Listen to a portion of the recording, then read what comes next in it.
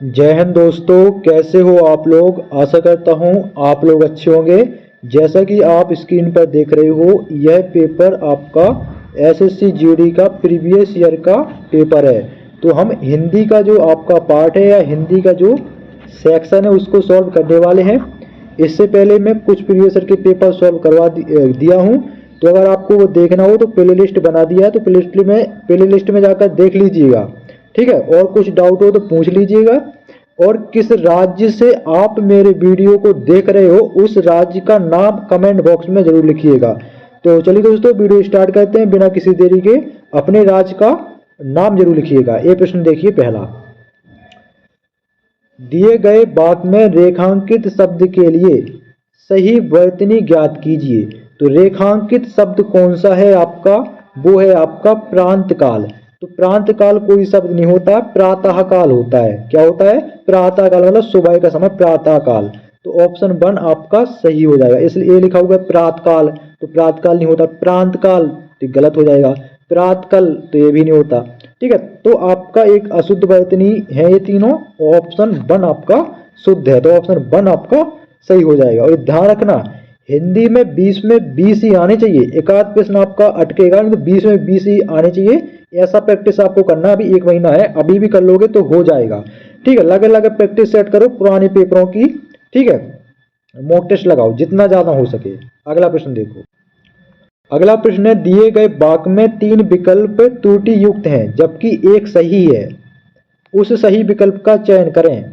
तो देखो, अधिकांश लोग अवकाश पर, तो अधिकांश जो है गलत लिखा है, तो ये वाला गलत हो जाएगा। तीसरा देखो, कोई लोग अवकाश पर हैं। तो कोई लोग, ये तो आपका पढ़ने में डिस्पेंस लग रहा, और कोई लोग हैं तो ये आपका गलत हो जाएगा। तीसरा, एक लोग अवकाश पर हैं। एक लोग है और हैं बोला, हैं बोलते हैं जो ज्यादा हो, बहुवचन हो, लेकिन यहाँ एक लोग की बात हो रही है, हैं, तो ये भी पढ़ने में गलत। पहली बात तो पढ़ने में ही गलत लग रहा है। ऑप्शन 2 आपका सही हो जाएगा, अधिकतर लोग अवकाश पर हैं। अगला प्रश्न देखें। अगला प्रश्न है आपका, निम्नलिखित प्रश्न में 4 विकल्पों में से उस सही विकल्प का चयन करें जो वाक्यांश के लिए एक शब्द का विकल्प हो। ठीक है, तो वाक्यांश है आपका जो भला बुरा ना समझता हो, जो भला बुरा नहीं समझता है, उसको हम क्या कहेंगे? उसको हम कहते हैं अविवेकी। क्या कहते हैं? अविवेकी। ऑप्शन 1 सही हो जाएगा। ठीक है, अगला प्रश्न देखें। अगला जो आपका प्रश्न है, दिए गए वाक्य का वह भाग ज्ञात करें जिसमें कोई त्रुटि है यानी गलती है। जिसकी लाठी उसके भैंस, उसके नहीं होता, उसकी भैंस होती है। क्या होता है? उसकी भैंस होती है। यहाँ लिखा है, यहाँ क्या लिखा है? उसके भैंस, तो ये आपका गलत हो जाएगा। तो कहां पर त्रुटि है? यहीं पर, ऑप्शन 4 में, उसके। ठीक है, अगला प्रश्न देखिए। अगला प्रश्न है, दिए गए वाक्य में उचित विशेषण शब्द का चयन करके रिक्त स्थानों की पूर्ति कीजिए। ठीक है, तो रिक्त स्थान है गुलाब। गुलाब होता है या कुछ नहीं होता है? बाग, बाग हमारे देश का राष्ट्रीय फूल है। बाग नहीं, क्या हो जाएगा? गुलाब हमारे देश का राष्ट्रीय फूल है। क्या गुलाम हमारे देश का राष्ट्रीय फूल है? तो गुलाब तो कोई फूल होता नहीं। बाग क्या फूल होता है? गुलाब क्या फूल होता नहीं होता? क्या होता है? ऑप्शन 3 वाला जो गुलाब है ये होता है। ठीक है, तो ऑप्शन 3 आपका सही हो जाएगा। अब कई लोग कहेंगे भाई हमारे देश का तो राष्ट्रीय फूल जो है वो कमल है। ठीक है, तो यहाँ कमल या आपका और जो फूल होते हैं उनकी बात नहीं हो रही है, यहाँ हो रही है गुलाब की आवाज। यहाँ बात हो रही है विदेशज और देशज की। ये तो आप सही गलत करके सही कर दोगे। अभी देशज विदेशज वाले आपने प्रश्न नहीं देखे हैं।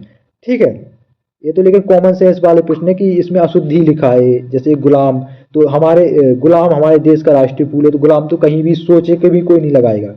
ठीक है, अगला प्रश्न देखिए, कॉमन सेंस वाले प्रश्न है। अगला प्रश्न देखो, दिए गए वाक्य में उचित देशज विदेशज शब्द का चयन करके रिक्त स्थान की पूर्ति कीजिए। तुम चिंता ना करो, तुम्हारी डैश माफ हो गई।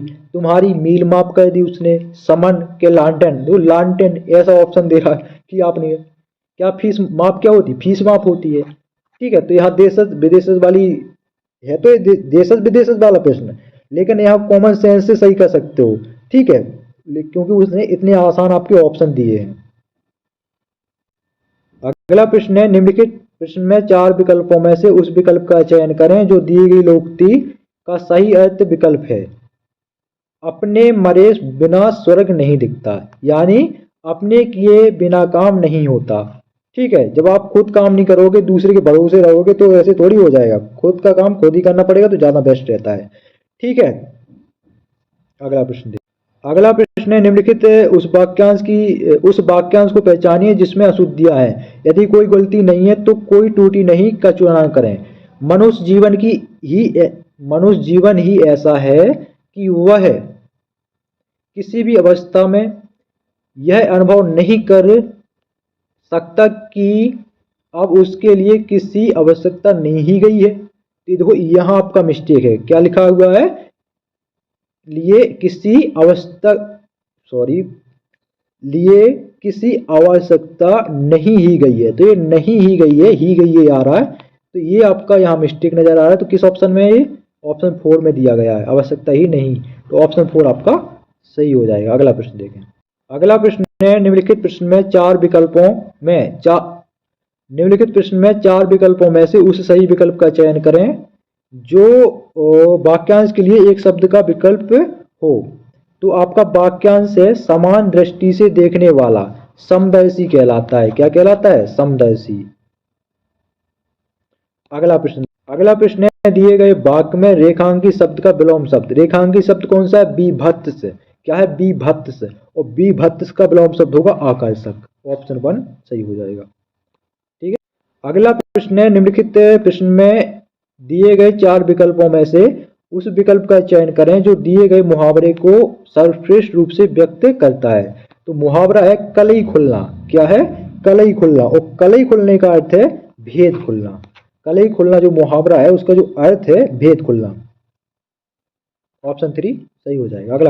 अगला प्रश्न है, निम्नलिखित प्रश्न में 4 विकल्पों में से उस विकल्प का चयन करें जो कोष्टक में दिए गए शब्द के विलोम शब्द का सही विकल्प है। कोष्टक में दिया गया अनाहत। अनाहत का जो विलोम शब्द होगा आहत। ऑप्शन 2 सही हो जाएगा, अनाहत का आहत। अगला प्रश्न है, दिए गए वाक्य में उचित पर्यायवाची शब्द का चयन करके रिक्त स्थान की पूर्ति करो। वासना। वासना का जो विलोम शब्द होगा भोग, और वासना का जो पर्यायवाची होगा वो भोग होगा। पर्यायवाची पूछा ना उसने, क्या होगा? भोग होगा। भोग में इतने मत डूबो कि वक्त का पता ही नहीं चले, या वासना में इतने मत डूबो कि वक्त का पता ही न चले। ठीक है, अगला प्रश्न है आपका, निम्नलिखित वाक्य में रेखांकित भाग के लिए सार्थक शब्द ज्ञात कीजिए। ठीक है, तो रेखांकित भाग है ये कम बोलती। जो कम बोलता है उसको क्या कहते हैं? मितभाषी। क्या कहते हैं? मितभाषी। लाइट चली गई है, कोई दिक्कत नहीं। अगला प्रश्न है, लाइट चली गई है। दिए गए शब्द का पर्यायवाची। उपकार का पर्यायवाची होगा कल्याण। क्या होगा? कल्याण। उपकार कल्याण एक ही शब्द है ना, मतलब पर्यायवाची वही तो होता है। अब है आपका ये 5 नंबर का गद्यांश। ठीक है, गद्यांश को कॉमन सेंस से भी सॉल्व कर सकते हैं। किसी शिफ्ट में इतना सरल गद्यांश आता है कि आपको ये सब कथा पढ़ने की जरूरत नहीं, आप ऐसे ही लगा दोगे, क्योंकि विकल्प ही इतना सरल दे रहा है, इतना सरल प्रश्न पूछ रहा है। ऐसा थोड़ी होना चाहिए, तभी तो कट ऑफ ज्यादा जाती है। ठीक है, तो इसका एक तरीका है, आपको अगर गद्यांश सॉल्व करना है तो पहले गद्यांश को पढ़ लो अच्छे से, किस टॉपिक पे दिया गया है, किसके बारे में गद्यांश में बात कही गई है, उसी के अनुसार फिर आप उत्तर देते जाइए, आपका सही होता जाएगा। ऐसे ही आप इंग्लिश में क्लोज टेस्ट होते हैं, उसको ऐसे ही सॉल्व किया जाता है। ठीक है, वही नीति इसमें अपना लो। वैसे संविधान के बारे में बात की गई है। ठीक है, तो भारतीय संविधान में सरकार के अधिकारियों के देश एवं नागरिकों के, तो भारतीय संविधान में सरकार के अधिकारियों के क्या कर्तव्य, क्या आएगा? बहुमूल आएगा, जनजाति आएगा, वस्त्र आएगा, क्या आएगा? कर्तव्य आएगा। कर्तव्य एवं नागरिकों के देश के बारे में, तो दूसरा देखना पड़ेगा। इसको मैं छोड़ रहा हूं क्योंकि मेरे चैनल में कॉपीराइट आ सकता है। ठीक है, क्योंकि इसमें वो दिख रहा है। ठीक है, अगला तो यहां से मैं आपको बता देता हूं नागरिकों के, ठीक है, अधिकारियों के कर्तव्य एवं नागरिकों के, एक मिनट, नागरिकों के अधिकारों के बारे में, यहां आएगा अधिकारों के बारे में विस्तार से बताया गया है। विशेष मत यह है कि देश की स्वतंत्रता के पश्चात संविधान सभा के सदस्य ही देश की संसद के प्रथम देश बने थे। क्या बने थे? सदस्य बने थे। ऑप्शन 1 सही हो जाएगा। ठीक है, अगला प्रश्न देख लो। ठीक है, वो भी मैं आप कॉपीराइट की वजह से नहीं सोल्व करवाया हूँ। देश की संविधान सभा का चुनाव भारतीय संविधान के निर्माण के लिए किया गया था। यहाँ आएगा संविधान के निर्माण के लिए ही किया गया था। भारतीय संविधान के अनुसार केंद्रीय कार्यपालिका एक का संविधानिक प्रमुख राष्ट्रपति होता है। बिल्कुल। भारतीय संविधान का निर्माण करने वाली संविधान सभा का गठन क्या हुआ था? गठन 19 जुलाई 1946 को किया गया था। क्या समुदाय हुआ था? देखो इसमें क्या